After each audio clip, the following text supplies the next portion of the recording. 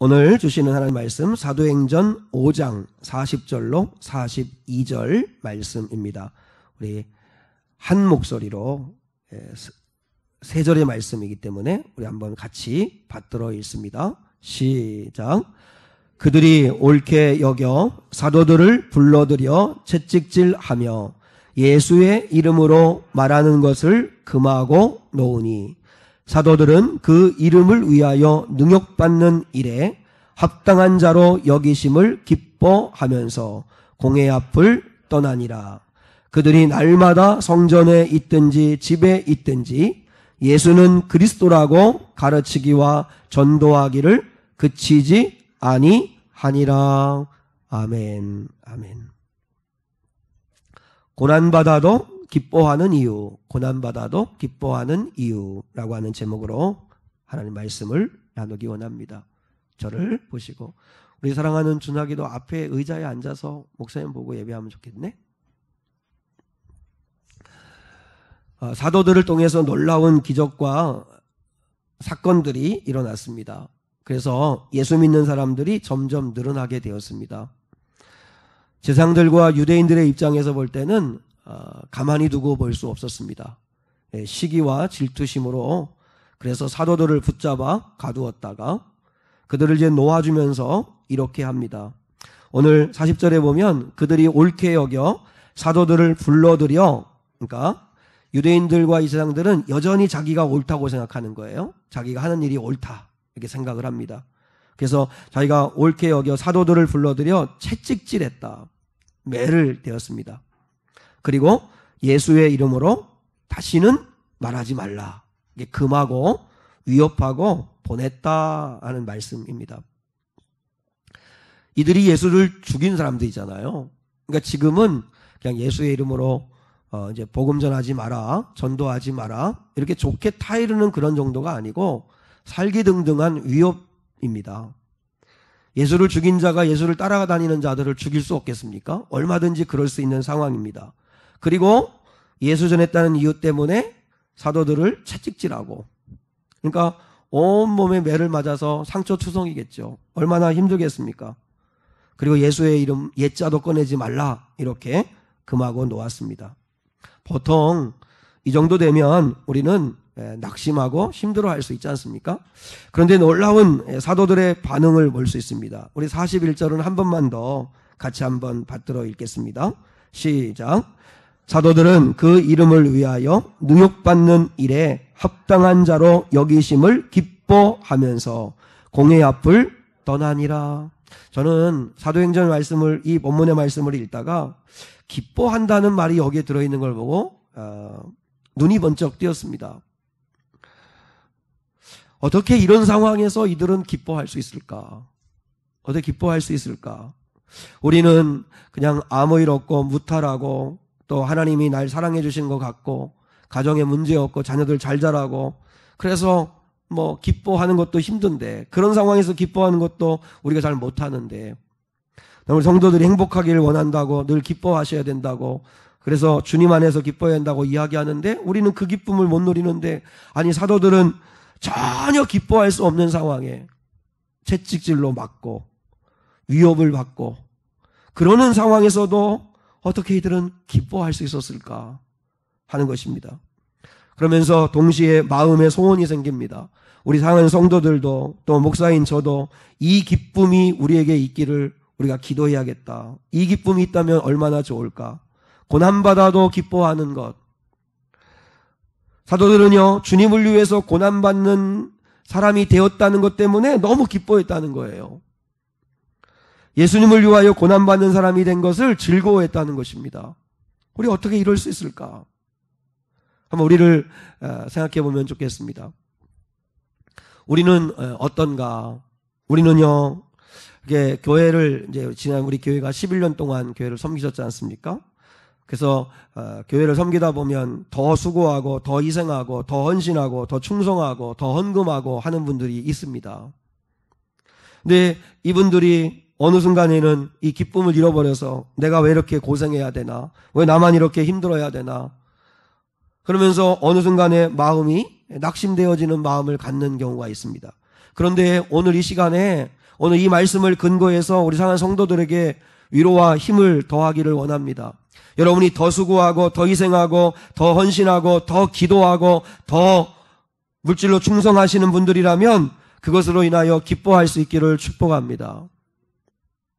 사도들에 따르면요, 사도들은요, 예수를 위하여 더 수고하고 더 기도하고 더 환난받고 더 희생하고 더 헌신하는 그런 사람이 되었다는 것 때문에 기뻐했대요.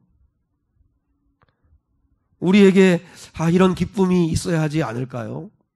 교회 공동체가 든든히 세워져 가려면 더 헌신하고 더 희생하는 사람들이 분명히 있어야 하지 않습니까? 더 시간도 내야 되고 또 내 물질도 써가면서 굳은 일도 마다하지 아니하고 희생해야 하는 사람들이 있습니다.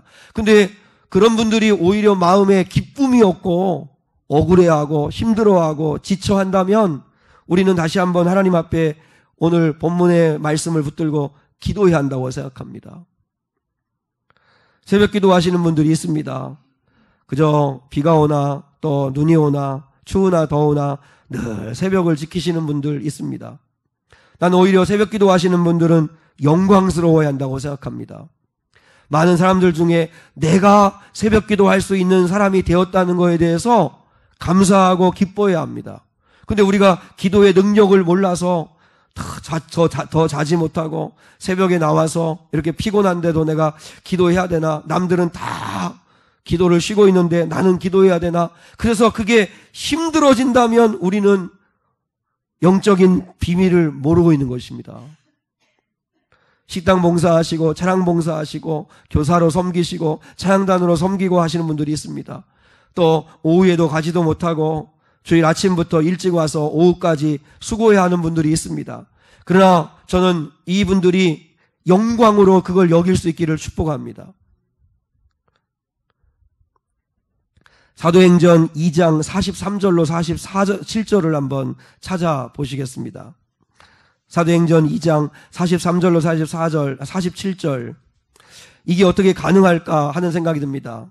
사도행전 2장 43절로 47절. 우리 같이 한번 한 목소리로 읽겠습니다. 시작.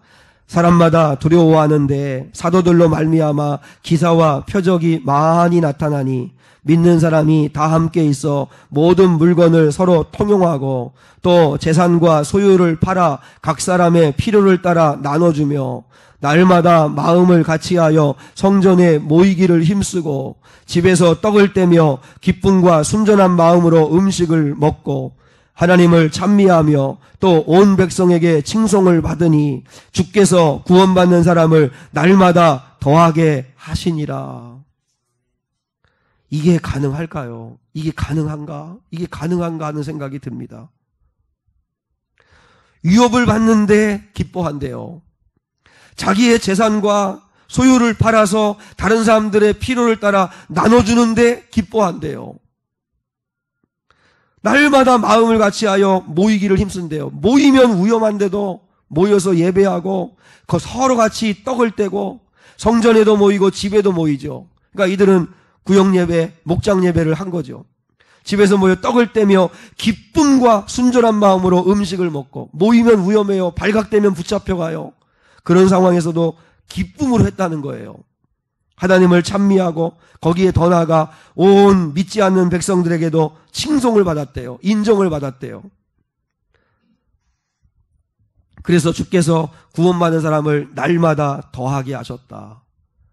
정말 기적 같은 일 아닙니까? 정말 읽기만 해도 우리 교회에 이런 일이 나타난다면 얼마나 행복할까 하는 마음이 듭니다. 어떻게 그게 가능할까?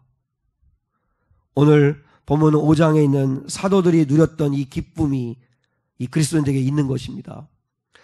예수를 위하여 고난받고 내 것을 희생하고 섬기고 하는 것을 오히려 영광으로 여겼다는 거죠. 예수님을 위하여 고난받는 사람이 되고 예수님 때문에 예수님을 위해서 희생하는 사람이 된 걸 이들은 기뻐했다는 것입니다. 놀랍지 않아요? 저만 놀라운가요? 우리는 기도해야 합니다. 주님, 저희에게도 이 기쁨을 주옵소서. 한번 여러분 따라하겠습니다. 주님, 저에게도 이 기쁨을 주옵소서. 두 가지 입장을 취해야 합니다. 주님을 위해서 우리 교회에서 좀 더 열심히 헌신하신 분들이 있습니다. 이분들은 자부심을 회복할 수 있기를 축복합니다. 주님을 위해 더 일하는 사람이 된 거에 대해서 감사하고 자부심을 가지셔야 합니다. 그런데 오늘날 우리는 기쁨을 잃어버렸습니다. 왜 자부심이 없는지 모르겠어요. 왜냐하면 상급받을 것을 확신하지 못하기 때문입니다. 주님은 분명히 약속하였습니다. 주님을 위하여 핍박받고 주님을 위하여 수고하고 애쓰는 자는 반드시 상을 얻을 것이라고 말씀했습니다. 그러므로 절대로 가까스로 구원만 받는 믿음 지키다가 이 땅 떠나지 마시고 주님을 위해서 넉넉히 헌신하고 충성하는 자리에까지 갈 수 있길 바라고, 그런 자리에 서 계신 분들, 남보다 더 헌신하고 수고하시는 분들은 자부심을 가질 수 있기를 축복합니다. 주님을 위해서, 교회를 위해서 헌신하는 분들이 근데 오늘날은 더 힘들어해요. 앞에 서서 더 섬기고 더 헌신하고 하는 분들이 오히려 영적인 기쁨을 누리지 못하고 더 힘들어해요. 왜 나만 이래야 되는가 싶기도 하고, 그래서 할 수만 있으면 헌신 안 하려고 하고 희생 안 하려고 막 그래요. 왜요? 우리는 그 기쁨을 잃어버렸기 때문에 그래요. 그리고 좀 더 열심히 앞에 서서 하시는 분들은 열심 내지 못하는 분들을 판단하고 정죄하지는 마셔야 합니다. 반대로 주님을 위해서 헌신하지 못하시는 분들, 그저 가까스로 예배만 드리고 아직 헌신하지 못하시는 분들은 열심히 앞장서 헌신한 분들을 존귀히 여겨주셔야 합니다. 여러분, 오늘날 우리는 하나님을 두려워하는 마음이 없는 것 같아요. 그래서 이런 말을 하시는 분들이 있어요. 저렇게까지 뭐 해야 되냐, 저렇게까지 고생하면서까지 뭘 하냐, 이렇게 해서 앞에서 열심히 뛰는 사람들을 오히려 낚아채고 그 달려가는 발목에 정말 발목을 걸는 그런 말들을 하시는 분들이 있는데, 정말 하나님을 두려워하지 못하시는 분들이에요. 그렇지 않아요. 오히려 내가 헌신하지 못하면 열심히 기도하고 헌신하는 분들을 존귀하게 여겨주셔야 되고, 그리고 마음의 소원을 가져야 합니다. 나도 저 자리에 설 수 있게 해주십시오. 나도 저렇게 몸된 교회를 위하여, 주님을 위하여 희생하는데 기뻐하고 고난받는데 기뻐하고 헌신하는데 기뻐할 수 있는 그런 자리에 설 수 있게 해주십시오. 절대로 무감각하시면 안 됩니다. 지금 이 정도만 믿어도 나는 잘 믿는다고 무감각해지고 영적으로 방심하시면 안 됩니다. 더 사도들이 주는 이 기쁨을 누릴 수 있기를 주님의 이름으로 축원합니다. 그러면 사도들은 어떻게 고난받는데도 기뻐할 수 있었을까? 이유가 뭘까 하는 것을 오늘 나누기 원합니다. 고난받는데도 기뻐하던 이유, 고난받고 희생하고 헌신하고 예수 때문에 매맞고 그리고 또한 위협을 당하고 그럼에도 불구하고 이들이 기뻐할 수 있었던 이유가 뭘까? 이 능력이 어디에서 오는 것이었을까? 첫째로 한번 더 하겠습니다. 예수님을 사랑하게 되었기 때문입니다. 자, 41절을 한 번만 더 다시 봅니다. 41절을 한번 읽습니다. 시작. 사도들은 그 이름을 위하여 능욕받는 일에 합당한 자로 여기심을 기뻐하면서 공회 앞을 떠나니라. 여기서 주목해야 할 말은 그 이름을 위하여라는 말씀입니다. 사도들이 누구 때문에 능욕받는 것을 기뻐한 거예요? 예수님 때문에요. 그러면 한번 생각해 보세요. 예수님 때문에 능욕받고 예수님 때문에 더 수고해야 되고 예수님 때문에 더 헌신해야 되는 걸 기뻐했다면 이들은 예수님을 어떻게 한 사람들이에요? 사랑하고 있는 사람들이죠. 사랑하고 있는 사람들. 가정의 어머니가 왜 자녀를 위해서 그렇게 희생하고 또 잠 못 이루면서 포유류 가운데 혹시 인간은 태어나면서부터 마치 망아지, 송아지처럼 걷지도 못하고 그래서 다 똥기장에 갈아줘야 되고 먹여줘야 되고 살펴줘야 되고 온도 조절해줘야 되고 다 보호해줘야 되고 그럼에도 불구하고 어머니들이 그렇게 희생하죠.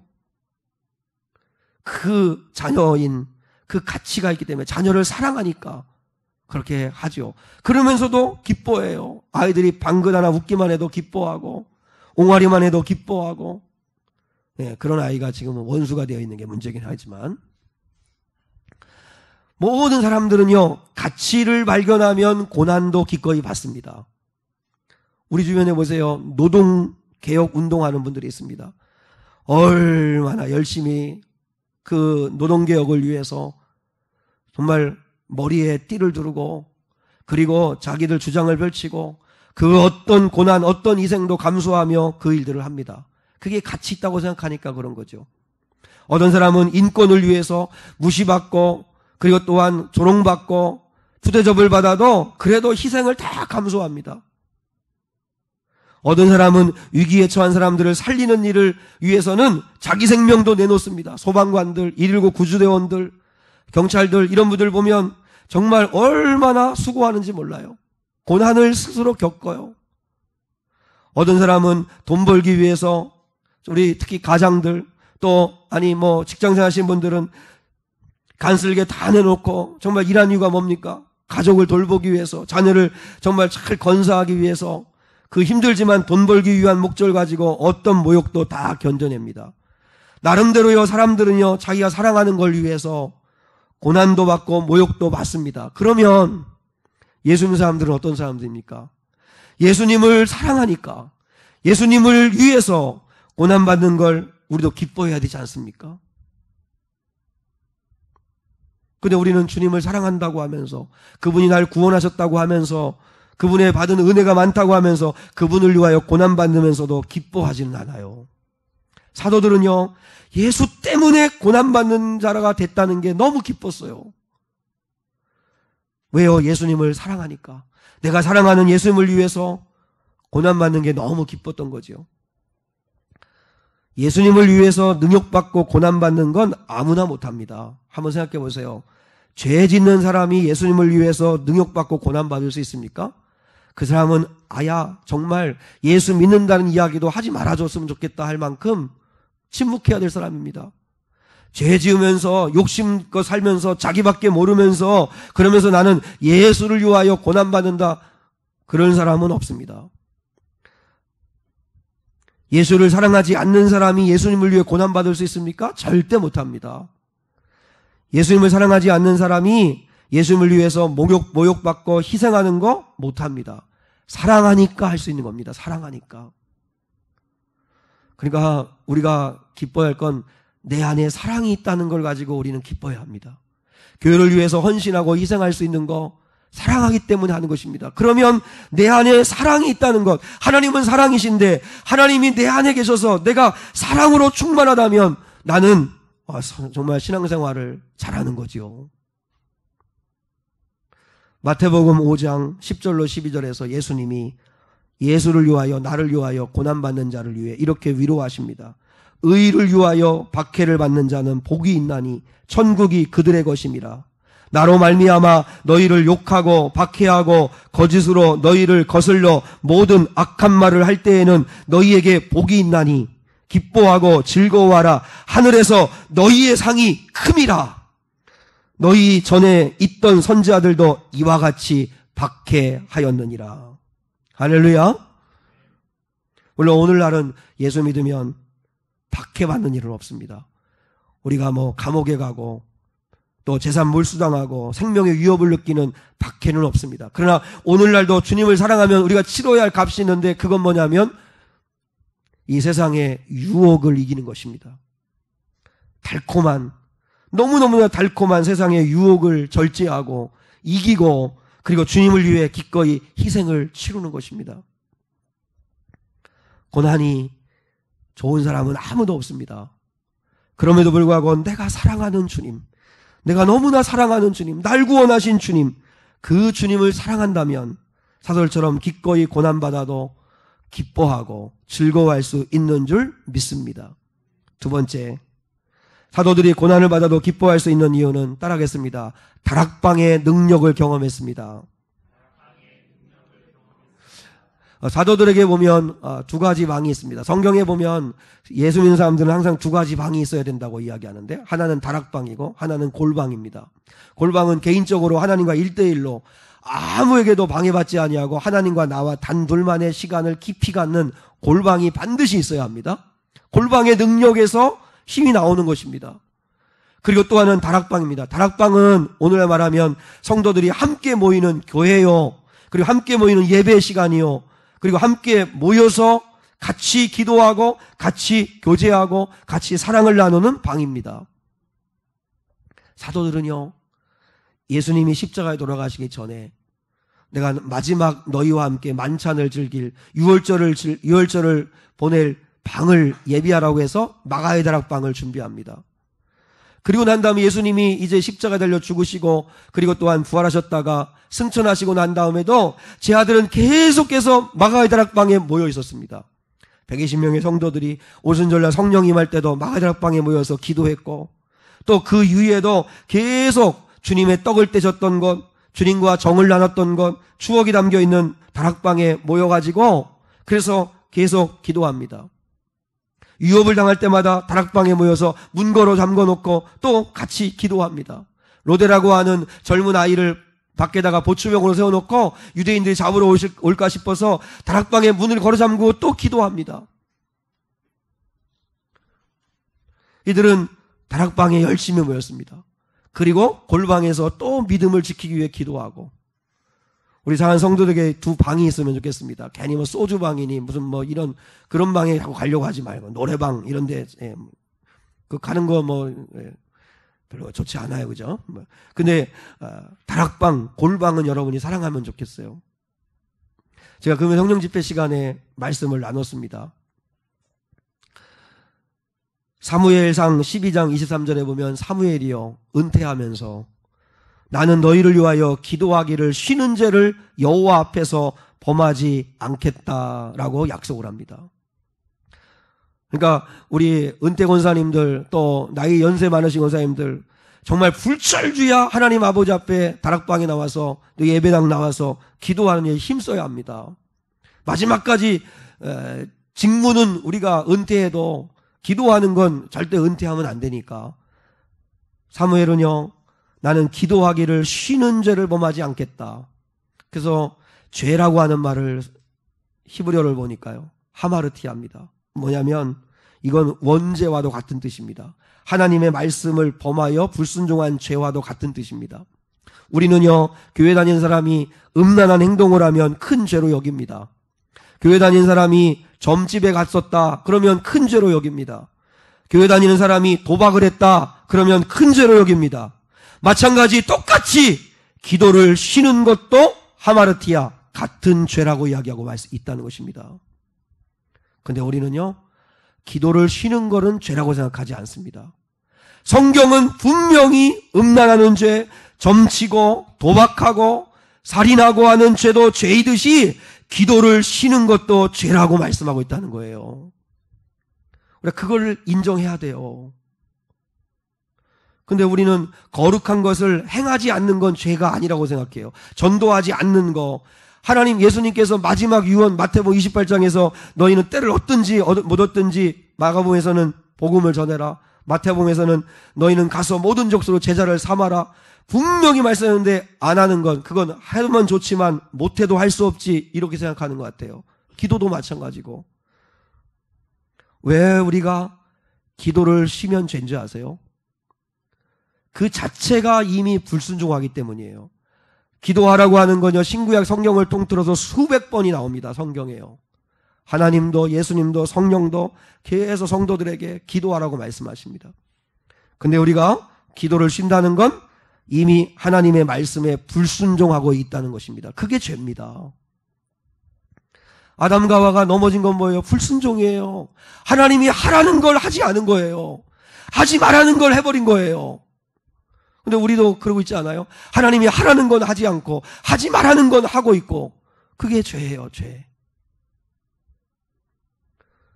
마틴 루터는 나는 바쁘기 때문에 1시간 기도한다. 나는 지금 더 바쁘기 때문에 3시간 기도한다 그랬습니다. 마틴 루터는 알았어요. 기도 없이는 안 된다는 걸 알았어요. 하나님 앞에 골방에 들어가 기도하지 않고는 내가 주어져 있는 이 사명을, 이 어깨에 짊어진 무거운 짐을 지고 갈 수 없다는 걸 알았어요. 그래서 나는 평소에는 1시간 기도한다, 바쁘면 3시간 기도한다 그랬어요. 그러려면 잠 줄여야 됩니다. 근데도 기도의 능력을 아니까 에스겔 36장 37절에 보면 하나님이 이렇게 말씀하십니다. 주 여호와께서 이같이 말씀하셨느니라. 그래도 이스라엘 족속이 이같이 자기들에게 이루어주기를 내게 구하여야 할지니라. 하나님은 약속했어요. 복을 주겠다고 약속했어요. 그래도 내 백성이 구하여야 주시리라. 이렇게 말씀했어요. 구해야 주신다는 거예요. 한번 생각해 보세요. 하나님은 바리바리 우리에게 응답의 축복의 놀라운 은혜들을 지금 준비해 놓고 계신데 구하여야 주리라고 하시는데 구하지 않으면 받을 길이 없어요. 기도는 기도를 쉬는 건 죄라는 걸 알아야 돼요. 왜냐하면 하나님의 말씀을 정면으로 불순종하기 때문에 그래요. 두 번째, 기도를 쉬면 죄에 빠지기 때문입니다. 틀림없습니다. 기도를 쉬어보세요. 반드시 죄에 빠지게 되었습니다. 기도를 쉬면요, 생각부터 벌써 음란하고, 그리고 잡생각이 들어오고, 하지 말아야 할 생각을 하게 되고, 결국은 나태해지고, 그래서 죄에 넘어지게 되는 거, 그건 당연한 것입니다. 혈압환자, 당뇨병을 앓고 계신 분들 계시죠? 요즘 컨디션이 좋으니까 며칠 먹어보지 말까? 그래서 하루 이틀 약을 거르다 보면 큰일 납니다. 어떤 일이 생길지 모릅니다. 마찬가지입니다. 기도도요. 정말 좀 쉬어볼까? 며칠 좀 쉬어볼까? 그래서 하루 이틀 기도를 빼먹으면 순식간에 시험이 다가옵니다. 죄에 넘어지게 돼 있습니다. 그렇지 않아요? 어느 때는요, 은혜가 충만하고 기도생활 열심히 할 때는요, 웬만한 시험, 아니 큰 시험이 와도요, 넉넉히 이겨요. 근데 언제는 아주 작은 시험인데도 그 시험을 못 이기고 넘어져요. 미워하는 거 알아요. 안 된다는 거 알아요. 낙심하면 안 된다는 거 알아요. 자기가 지금 시험에 들었다는 것도 알아요. 근데도 그걸 이길 힘이 없어요. 왠지 아세요? 기도하지 않으니까. 그리고 기도하지 않는 게, 기도를 쉬는 게 죄인 이유는 기도해야 하나님의 능력을 체험할 수 있기 때문에 그렇습니다. 예수님이 말씀하셨어요. 기도 외에는 이런 능력이 나타날 수 없느니라. 한번 따라해 보시죠. 기도 외에는 이런 능력이 나타날 수 없느니라. 우리가 신앙생활 하면서 하나님의 능력을 한번 경험해 보고 싶지 않으세요? 내 인생의 역사하는 미러클, 기적을 한번 경험해 보고 싶지 않으세요? 그러려면 크게 하나님 앞에 기도해야 합니다. 불가능을 놓고도 기도해야 합니다. 그래야 하나님이 능력을 나타내 주십니다. 기도 외에는 이런 능력이 나타날 수 없다고 말씀했습니다. 여기에 무슨 설명이 더 필요해요? 사족이 필요해요? 둘 중에 하나예요. 기도해야 하든지 하지 않든지 다른 길이 없어요. 제가 금요일날도 안타까운 마음으로 말씀드렸지만 자식들 다 사랑하시죠? 그래서 아무리 경기가 어렵고 아무리 힘들어도 자녀 교육비는 줄이지 않습니다. 외식비 줄이고 문화비 줄이고 또 그다음에 옷 사입고 하는 그런 사치하는 것들 다 줄이더라도 자식 교육비는 절대 줄이지 않습니다. 좋다는 건 다 해주고 싶은 게 부모의 마음입니다. 그래서 교회에서도 절대로 교육비는 먼저 줄이면 안 되고, 그리고 또한 아동부 아이들을 위해서 뒷바라지하는 건 잘해줘야 합니다. 왜냐하면 가정에서도 그렇게 하고 계시잖아요. 나는 브랜드 있는 좋은 옷 못 입어도 자녀는 기죽지 말라고 브랜드 있는 옷 사주고 싶은 게 부모의 마음 아닙니까? 그렇게 자녀를 사랑하고 그렇게 뒷바라지를 하고 좋은 거 있으면 정말 뒷바라지를 하려고 하고 그렇게 하시면서 자녀가 잘 되는 길이 뻔히 있는 걸 아시면서도 왜 기도하진 않으십니까? 사랑하는 자녀를 위해 기도해 주는 것만큼 자녀가 잘 되는 길은 없습니다. 가정의 문제를 푸는 길은 기도입니다. 부부싸움으로 가정의 문제는 절대 풀리지 않습니다. 기도해야 풀립니다. 기도하면 주님의 마음이 내 안에 들어오고 그리고 내 자아가 죽고 그러면 문제가 풀리기를 시작합니다. 한나처럼 저는 우리 상한 성도들이 문제를 풀 수 있기를 축복해요. 한나는요, 자기 마음을 계속 갈구는 분인나하고 싸우지 않았습니다. 여러분 여성분들은 머리끄장이 자꾸 막 싸우잖아요. 그렇죠? 잡히는 게 제일 쉬우니까 그런지 모르겠지만, 그래서 분인나가 열받게 만들고 아이 못 낳는 자기 약점을 계속 갈구고 그렇게 힘들게 하는데도 한나는 분인나하고 싸우느라고 감정 싸움하고 감정 에너지 쏟지 않습니다. 대신 어떻게 해요? 한나가 마음이 괴로워서 하나님께 기도하고 통곡하니 이게 우리가 인생의 문제를 푸는 길이에요. 마음이 괴로워서 싸웠어요. 마음이 괴로워서 남편하고 여행 가자고 그랬어요. 마음이 괴로워서 외식했어요. 아니요. 마음이 괴로워서 하나님께 기도하고 통곡했다. 그때 하나님이 풀어주셨어요. 믿습니까? 한 목사님의 설교 가운데 그런 말씀 하시더라고요. 한국 교회가 잃어버린 세 가지 아름다운 전통이, 아름다운 가치가 있다. 하나, 땀을 잃어버렸다. 땀. 그저 교회를 위해서, 남들 위해 헌신하는 땀을 잃어버렸다.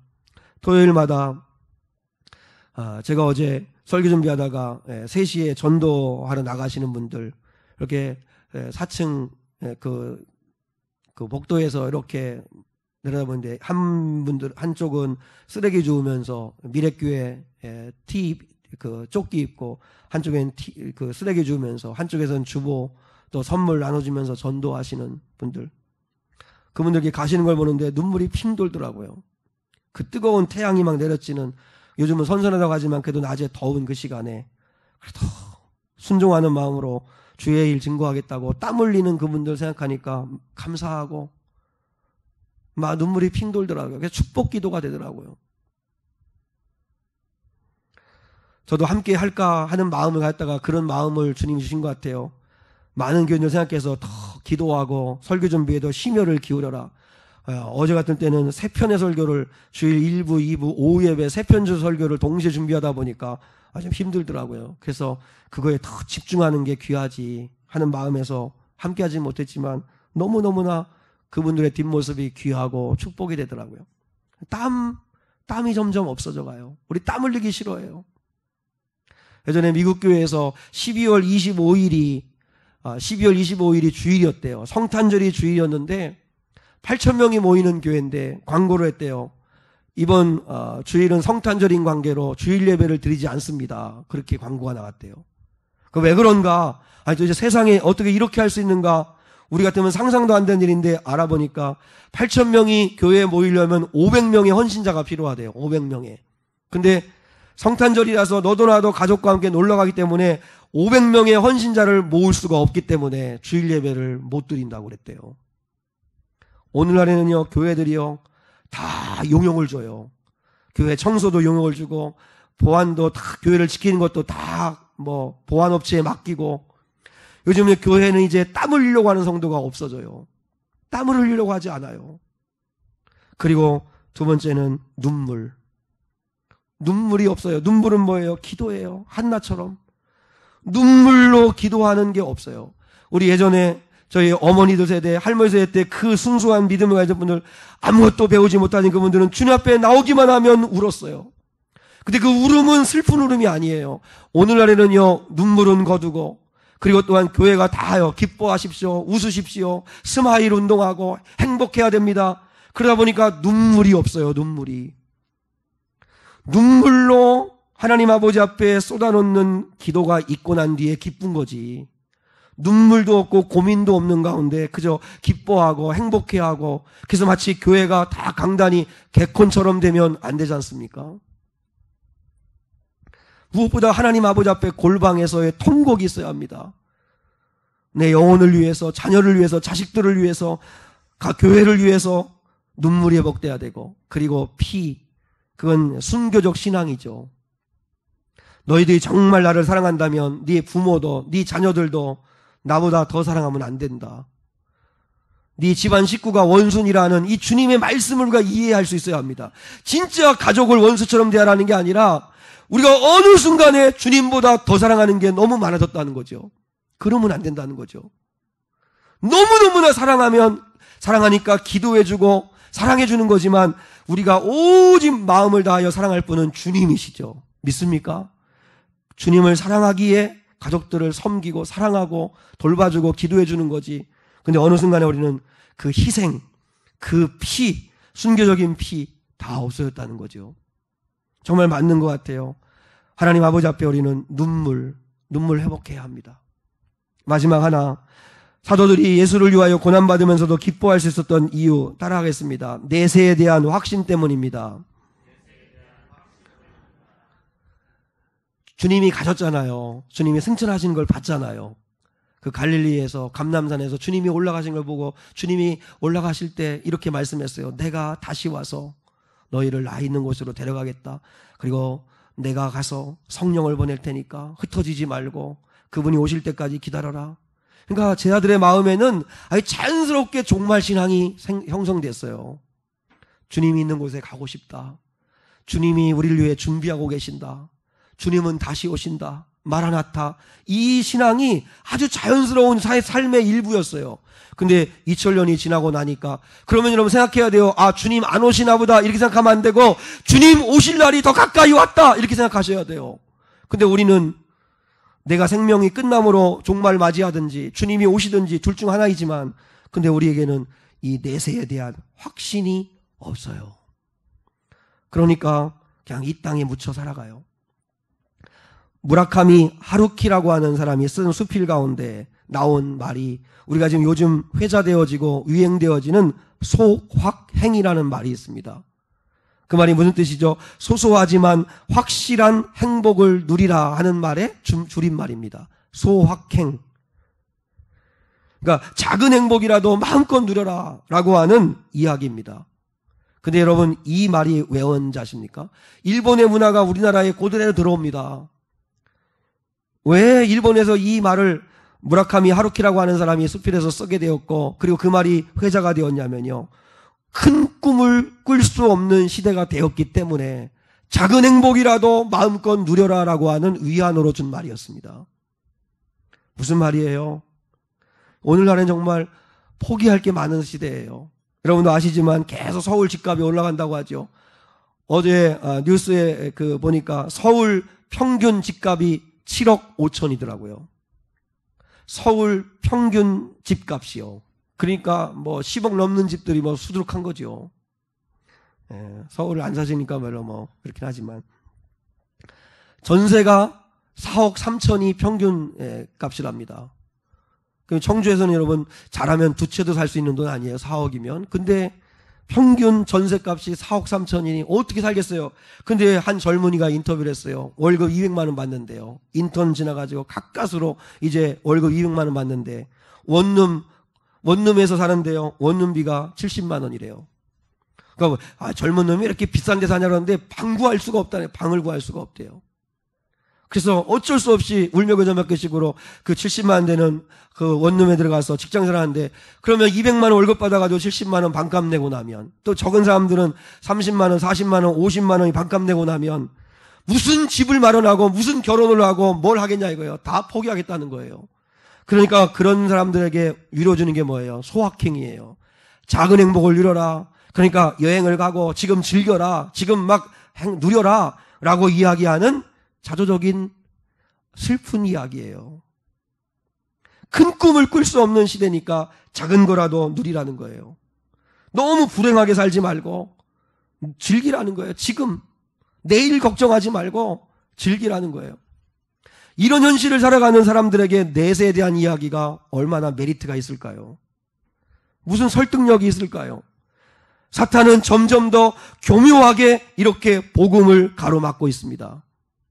아니 오늘 교회를 다니시는 사랑하는 성도들도 내세에 대하여 얼마나 사모함이 있습니까?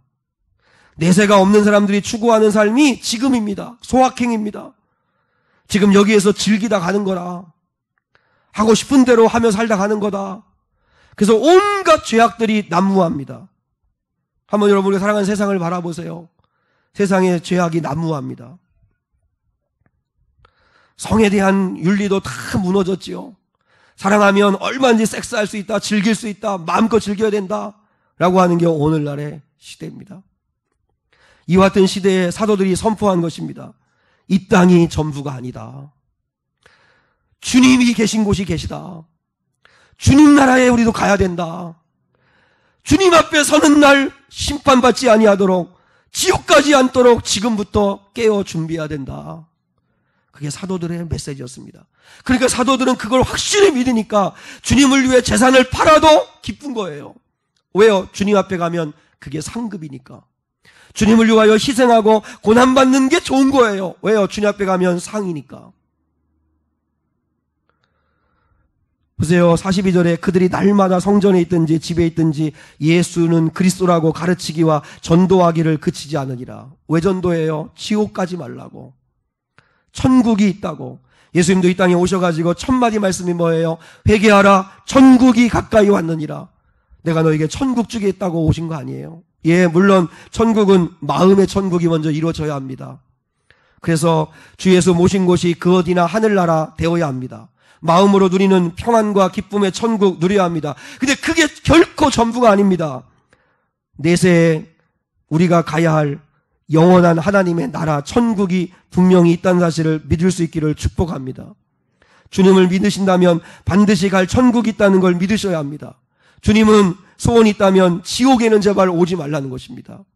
지옥은 마귀 사탄을 위하여 준비해 놓은 곳이지 너희들이 와야 할 곳이 아니다. 그래서 교회는 사명이 뭐예요? 전도해서 한 사람이라도 더 영생 얻게 하여 지옥 가지 않고 천국 가게 하기 위한 게 교회의 사명입니다. 교회 사명은 두 가지인 것 같아요. 하나는 예수 믿는 사람들 교인되지 않고 제자 만드는 일. 그래서 여러분이 삶에 흩어져서 제자로 살아가게 하는 일. 그게 교회가 해야 할 첫 번째 일이고, 궁극적으로 우리의 시야는 내세를 바라보게 하는 거. 지옥 가지 않고 천국 갈 수 있도록 계속해서 하나님의 나라가 있음을 이야기해 주는 것. 그게 교회의 두 가지 사명인 것 같아요. 저는 오늘 예배하는 우상한 성도들이 제자 될 수 있기를 축복합니다.